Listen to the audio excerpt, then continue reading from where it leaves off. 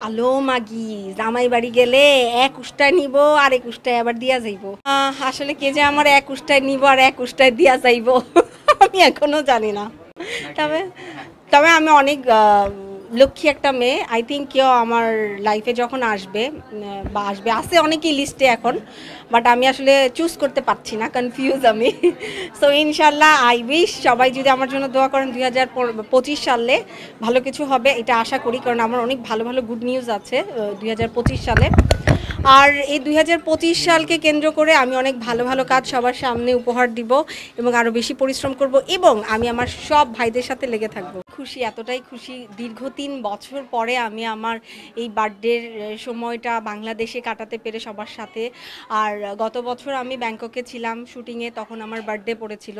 তার আগের বছরে আমি মালয়েশিয়াতে ছিলাম, তার আগের বছরে চায়নাতে ছিলাম, ওখানে আমার বার্থডে পড়ে গেছিলো।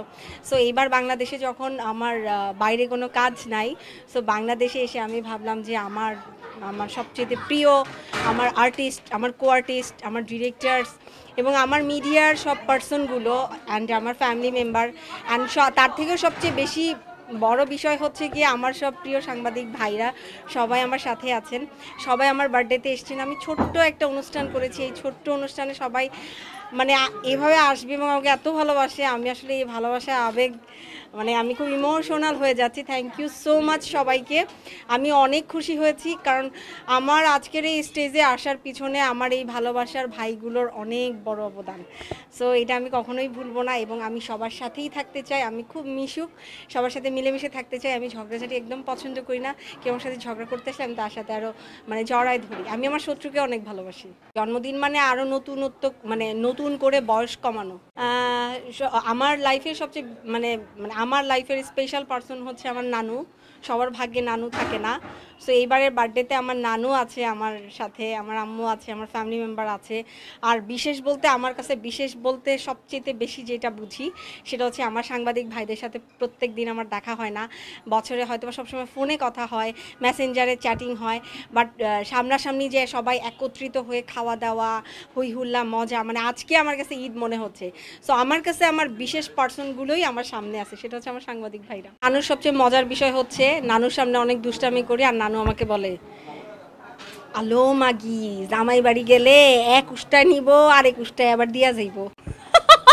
তো আমার নানুর এই ভাষাটা আমার খুবই ভালো লাগে, কারণ আপনারা জানেন মুরব্বীরা এই ভাষায় কথা বলে। সো আমি আমার নানুকে আজকে আমার বার্থডেতে পেয়ে আমি অনেক খুশি, আলহামদুলিল্লাহ। এবং আমি বলবো আজকে এই আমার এই অনুষ্ঠানের পিছনে যাদের সবচেয়ে বেশি অবদান, যে কয়টা পার্সনের, সেটা হচ্ছে অভি মহিউদ্দিন ভাই আমাদের সামনে নাই। সাংবাদিক অভি মহিউদ্দিন ভাই, আপনাকে অনেক ধন্যবাদ, আপনি আমাকে অনেক সাপোর্ট দিয়েছেন এই প্রোগ্রামটা করার জন্য। এবং সবচেয়েতে আরও স্পেশাল থ্যাঙ্কস দিব সাদ্দাম হচ্ছে ডান্স কোরিওগ্রাফার, ও আমাকে অনেক হেল্প করেছে, অনেক সাপোর্ট করেছে। এবং আমি আরও থ্যাঙ্কস দিব শাহরিয়ার স্বপনকে, ও আমাকে অনেক সাপোর্ট দিয়েছে, বাট ও আজকে প্রোগ্রামে আসতে পারেনি। আর আর সবাই আমাকে সাপোর্ট দিয়েছে, সবার জন্যই ভালোবাসা, তবে ভালোবাসাটা এক একজনেরটা এক এক রকম। আসলে কে যে আমার এক উষ্টায় নিব আর এক উষ্টায় দিয়া যাইব আমি এখনো জানি না। তবে তবে আমি অনেক লক্ষ্মী একটা মেয়ে। আই থিঙ্ক কেউ আমার লাইফে যখন আসবে বা আসবে আছে অনেকেই লিস্টে এখন, বাট আমি আসলে চুজ করতে পারছি না, কনফিউজ আমি। সো ইনশাল্লাহ আই উইশ সবাই যদি আমার জন্য দোয়া করেন 2025 সালে ভালো কিছু হবে, এটা আশা করি, কারণ আমার অনেক ভালো ভালো গুড নিউজ আছে 2025 সালে।